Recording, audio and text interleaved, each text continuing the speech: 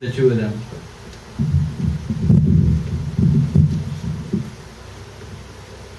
The two of them are sleeping together. He's got both of her legs around his waist and is beginning to mumble things he has no ability to control. She keeps making these soft sounds like a dove, and the neighbors can probably hear every sway and shift in the bedroom. And just as he's about to climax, with eyes closed and brows lifted, lips parted to gasp, he starts to think about the woman from work. The young one, with the small wrists and the perfect mouth, always with a look on her face like she's empty and easy and needs to be told what to do. And he starts to feel angry when he thinks about how this woman, the one he's committed to, isn't anything like the woman from work. How this woman makes the word vanilla seem like an exotic and sexually distant star. He's making up things in his head about what he would do to the woman from work.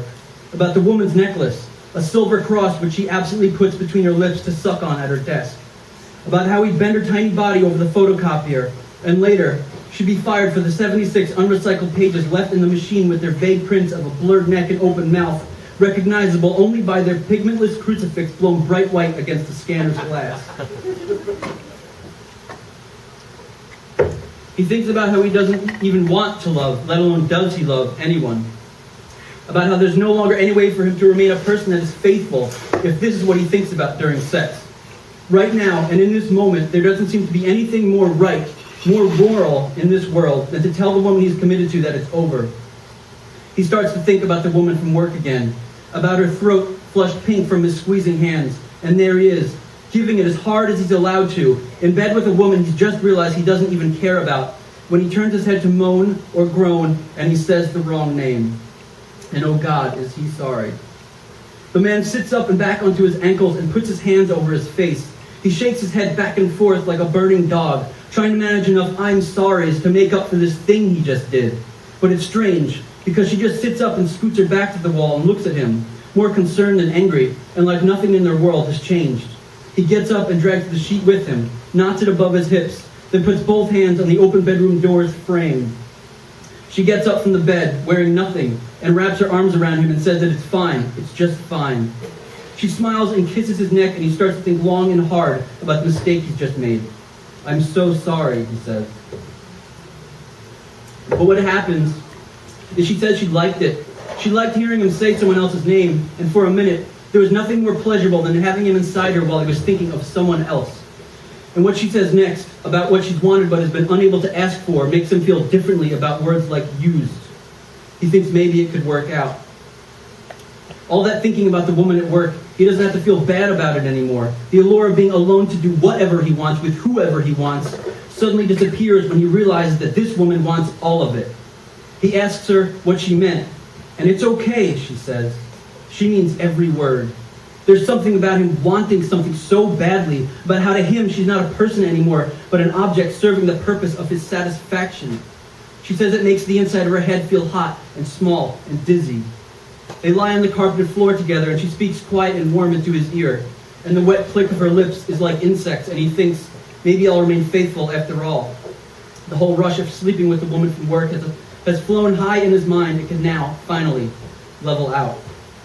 It goes on like this for months. Whenever they sleep together, he says the name of the woman from work, and she likes it. And the funny thing is, it starts to lose a lot of its original levity. In the middle of sex, he'll say the woman from work's name, and she'll pull him deeper inside her, trying to breach a threshold of satisfaction that seems infinitely elastic. And the sound of need she makes, like an addict or a spoiled child, that would normally be so pleasing, suddenly makes a ringing in his ears that he has never experienced until now. What does it mean if he has to say someone else's name? Why can't she just enjoy it like they used to? Why does it have to be so complicated now? He tries to say the right name, tries to slow down and nuzzle with the bridge of his nose the warm and delicate depression at her throat's beginning. But when they're together, she makes him say the name. He goes to work and he sees the woman whose name he has come to despise the rhythm of. And when she smiles within her states of happy absence, the cold silver cross falls from her lips into the shady open top of her blouse, and now he doesn't even care. The whole thing is wrong. It's deranged. And when he goes back home to make love to the one he makes love to, whenever she asks him to say the other name, he does, and it makes him sick. It makes him sick to say, and each time he says it less during sex. She wonders what's wrong, and he looks at her and says everything is okay. It's okay, he says, but it doesn't feel right to say someone else's name.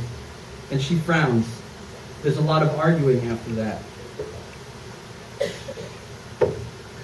Sometimes they try to make love on the carpet of the bedroom, or they rent a cheap hotel and take the day off from work, but he can't feel anything about it anymore. Each time, he tries to give her what she needs now more than ever, but he can't, and her chin's soft topography dimples as she frowns in the dark. He just rolls over exhausted and goes to sleep, and she looks over at him, his shoulder a twilight mound beyond the clock's blue glow. The only time he can make love to her at all is when he says her real name, when he tells her that he loves her, and when he says that he's sorry he's ever started this. And soon, she's begging him to say the other name, the name of the woman from work. She says she can't get off without it, but he just can't say it, and she looks off into nowhere until he's done. And finally, one night, in the middle of it, he feels himself gliding into her with liquid ease, and he almost laughs at their messy coupling, and he begins, finally, to feel better about it all. And just as she bares her teeth to fight the feeling that she's coiling every knowable pleasure inside herself, just as the focus of his entire being begins to recede, tide-like, from his body's edges into an unknowable bottom deep within his swollen core, she says it. She bellows one word, a man's name, a name he does not recognize, over and over and over. And afterwards, as she trembles, lost somewhere inside herself to a satisfaction more pure and full than he has ever known, he asks her, "How could you?"